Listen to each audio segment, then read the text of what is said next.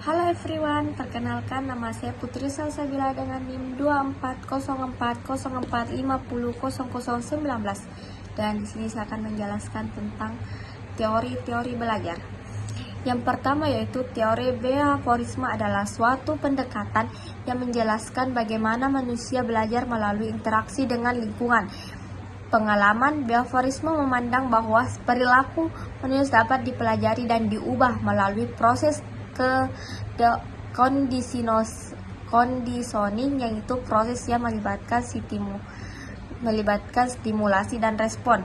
Yang kedua yaitu teori belajar kognitif adalah suatu pendekatan yang menjelaskan bagaimana manusia belajar melalui proses kognitif seperti persepsi, perhatian, memori, dan pengambilan keputusan.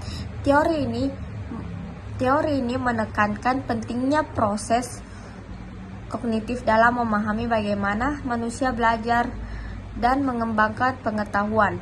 Yang ketiga yaitu teori belajar konstruktivisme adalah suatu pendekatan yang menjelaskan bagaimana manusia membangun pengetahuan dan makna melalui interaksi dan lingkungan. Teori ini menekankan pentingnya proses konstruksi pengetahuan dan makna oleh individu. Yang ketiga yaitu teori belajar humanisme adalah suatu pendekatan yang menjelaskan bagaimana manusia belajar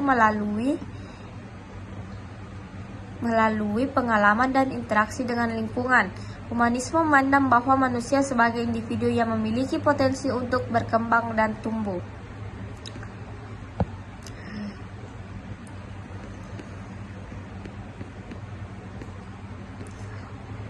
Yang keempat, teori belajar konstruktivisme adalah suatu pendekatan menjelaskan bagaimana manusia membangun pengetahuan melalui interaksi dengan lingkungan. Teori ini menekankan pentingnya proses konstruksi pengetahuan dan makna oleh individu. Baik, saya akan menjelaskan lagi tentang asas belajar dan pembelajaran.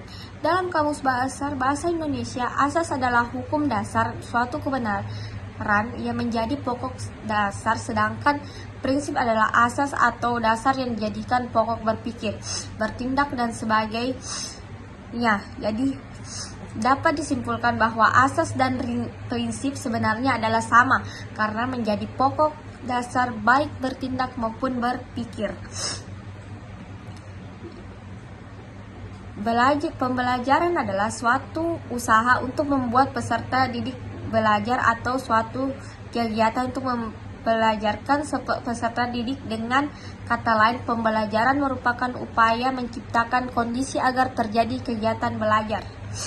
Adapun prinsip-prinsip pembelajaran dan prinsip-prinsip belajar dan pembelajaran yaitu yang pertama, prinsip kesiapan atau bisa dibilang dengan readiness.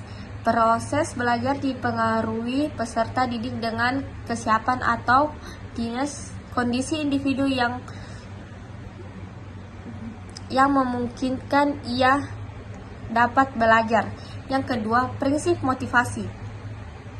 Tujuan dalam belajar diperlukan untuk suatu proses yang terarah. Motivasi adalah suatu kondisi dari belajar untuk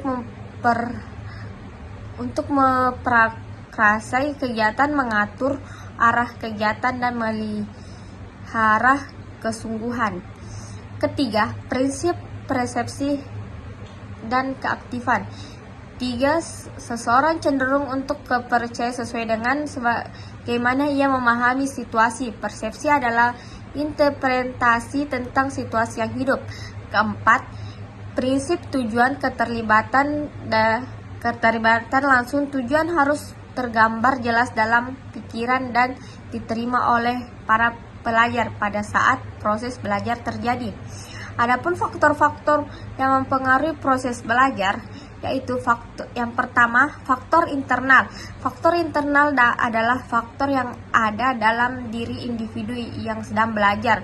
Faktor internal dikelompokkan menjadi 3, yaitu faktor jasmani, faktor psikologis, dan faktor kelelahan.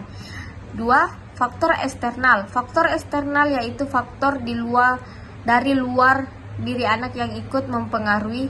Contoh faktor eksternal adalah yang pertama, faktor orang tua. Faktor yang berasal dari orang tua utamanya adalah cara mendidik orang terhadap anaknya. Yang kedua, faktor yang berasal dari lingkungan sekolah. Faktor yang berasal dari sekolah dapat berasal dari guru, mata pelajaran yang ditempuh, dapat metode yang diterapkan. Yang ketiga, yaitu faktor yang berasal dari masyarakat. Faktor masyarakat bahkan sangat kuat pengaruhnya terhadap pendidikan anak. Pengaruh masyarakat bahkan sulit dikendalikan, mendukung atau tidak mendukung perkembangan anak. Masyarakat juga ikut mempengaruhi. Itulah tadi materi yang dapat saya sampaikan. Mohon dan lebihnya mohon dimaafkan. Assalamualaikum warahmatullahi wabarakatuh. See you.